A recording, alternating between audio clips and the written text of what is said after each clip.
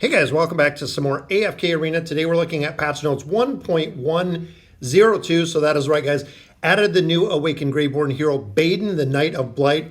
Now there has been a lot of players saying the confirmation is that Baden is going to be a ranger, which ultimately is a game changer when it comes to the Abyssal Expedition, when it comes to the stats that we're going to see over on his shadow or on his wooden figurine, whatever you want to call it.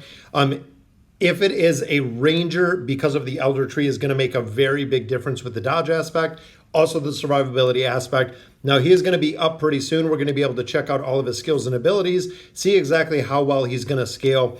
As of right now, guys, early, it looks like he is going to be massive, guys, that he is going to be a massively utilized hero, which again, Lilith really doesn't ever disappoint when it comes to the Graveborn heroes themselves, which is the reason I feel like he's going to be very viable. And we also have Navanthi, which of course is going to buff the minions, which I'm sure is going to play into the viability of Baden and how strong he actually becomes. So looking at the new edition, added the feature Hopeless Isle to the Voyage of Wonder. We know this is the next part that is coming as the release of Baden, as they build up and do everything in there. Players will travel to the island of the Banished with Baden, the Abomination, and rescue the Wood Guardian. Now, a lot of players are kind of wondering if we're going to get the Wood Guardian in the game, which we could in the future. We've actually seen the Wood Guardian, kind of like a green cloaked figure. I believe there's red hair in there that we've seen in the past for the Awakened heroes that has been into some of the lore. Now, players can challenge the boss, the Swamp Corruptor, after completing the preceding Voyage of Wonders. Again, like we've seen with the Brutus, what we've seen with different bosses, there is going to be a boss aspect with this, which is good because it means there's going to be loot. Similar to what they do with the Temporal Rift right now, the event consists of 3 phases. Diamonds and resources will be 1 from each.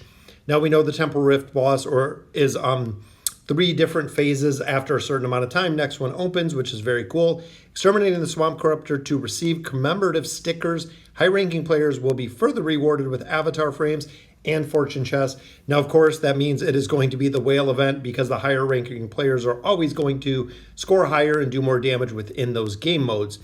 Now, next one is the big kind of game changer.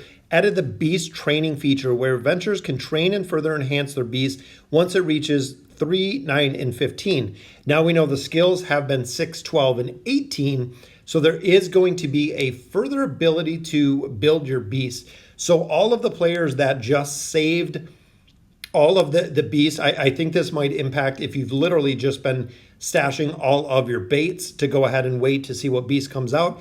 This might be a game changer for that as well, just because if we get the new beast or you can train them much further, depending on the resources that they use, we are going to have to see. Added the price of rebirth to the Wandering Bloom. I love the Wandering Bloom, guys. I think it's really cool, especially for a lot of players that have not seen the earlier Voyages of Wonder. It gives you the ability to actually go back and kind of build those out. Now, added the calendar function where adventurers can tap the calendar to view all events. Now, funny enough, guys, if you've seen any of my videos on Infinite Magic Raid, they have the calendar function in every single event tab. So I think it's pretty cool that AFK Arena has kind of incorporated that thing into, or that piece into, like what is up and coming, where it gives you the ability. They schedule, I think, about a week out that you can see exactly what's coming, so you can get ready for and prepare for the events that are in the future. Now, added new Forsaken Necropolis quests, which become available after players have completed 2960.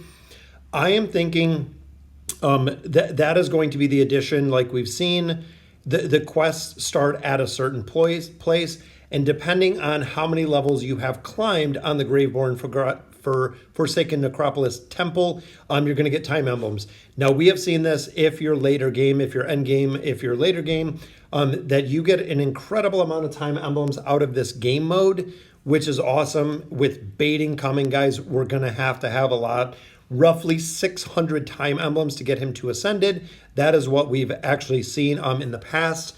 So I'm hoping that with some good RNG, we can get it done. I believe I have about 600 time emblems on the Graveborn account right now, so hopefully it's going to be pretty close. Now, added a new Field of Star constellation axes for specific effects. We're going to have to check out the new Field of Stars. Added a new chapter in the campaign, chapter 54, guys. That is right. I am in 44 right now, so we're going to have to definitely make some progression.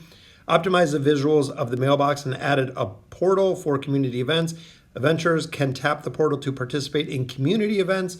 Very cool. I don't like the parts that they kind of added outside of AFK Arena. I think it kind of takes away from the game with the Forge and the things that they've done, again, that they're doing with Baden right now. I think just keeping everything in the game does kind of make sense. Optimize the visuals of the hero story page. Adventurers can tap them to view beautiful hero portrait stories and scenes.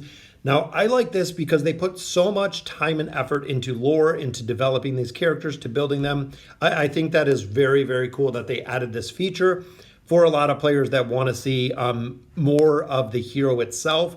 We're going to have the option to with the new patch. Now, 10 adventurers can choose on the fan page whether to show their formations for battling the Cursed Realm boss to their fans. Absolutely, guys. Just like I do on the channel, I will share everything with their fans or with followers. Whatever you guys need, questions, I will try to answer as much as possible, but absolutely going to share everything that we got in there. Adjusted the division of regions for Treasure Scramble and increased the rewards for some rankings. I like that, guys. Even though the Treasure Scramble is kind of an AFK event, you want to make sure that you're going in there and ensuring that your teams are set for every single Treasure Scramble. You don't want to miss out on free loot if you have the ability to.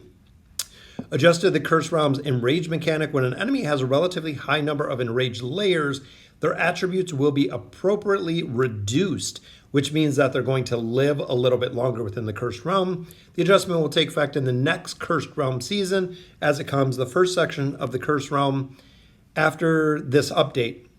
So the first session of the Cursed Realm after this update goes live will utilize dynamic divisions. Now that is how they split players up depending on kind of where they rank. When they're in effect, a division's target damage will change according to the numbers of players that reach the targeted damage. So again, they've done this considerably for I think about probably a year or two now. They've done the dynamic divisions whenever they change it up. Whenever they do adjustments in the Cursed Realm, they do the formations or kind of break the players into different categories, which again, we've kind of seen in the past. Now, once this session is ended, Cursed Realm will return to their static divisions. Players can enter divisions by reaching each division's damage target. Increase the rewards for some divisions for the Cursed Realm. And again, it's going to take effect. Now, a couple of little changes here. Solus the Water Animator fixed the Clouds Fall ultimate skill, which was causing the battle to freeze. We've actually seen that quite a bit, guys. When she ults, just because there is so much going on with the animation and with the little clouds or the little water orbs flying everywhere, it has crashed quite a bit. iOS, I see it frequently. On my desktop, I really don't see it very much, but definitely iOS, that does crash it. Fixed an issue where in extreme situations during a battle, some attribute bonuses of beasts and artifacts were calculated wrong. Beast guys, early game, mid game, are making an absolutely groundbreaking difference. With this patch, I think it's going to affect it even more. Now, fixed an issue where some heroes had no longer affected by battle effects after they had received fatal damage or had been resurrected during the Blizzard Plateau. So again, Treasure Scramble fixes right there. Then adjusted the skill effects of beasts when they reach level 6. So this is another one, guys. You can see part 4. Beasts can also unlock their skills at level 0 for the specific effect referred to the game. Now, as it stands today prior to this patch, if you have a beast that is under level 6, he does not do anything in battle. So with this update, he is going to join at level 0. So once you unlock a beast, definitely a huge effect for, the light spenders or the free-to-play players that don't have all of these beasts already up to level 6 to actually utilize the very first ability. This, again, is going to be a little bit of a different game changer for some players, again, that do not have the beasts built out to the point of them really being viable. So, all right, guys, so that'll conclude it for patch 1.12. Again, super excited to see Baden. Cursed Realm, couple of updates right there. Treasure Scramble, a couple of updates. Of course, we're getting our time emblems out of the Forsaken Necropolis, which I love. We got a new Field of Stars constellation, which I cannot wait to see. That's going to be very cool, as well as the Beast training feature within this patch, again, is going to be a game changer. And of course, we do have the new boss that is coming. So, all right, guys, so again, that'll do it for patch notes 1.102. Let me know in the comments what you guys think, and as always, thank you guys for watching.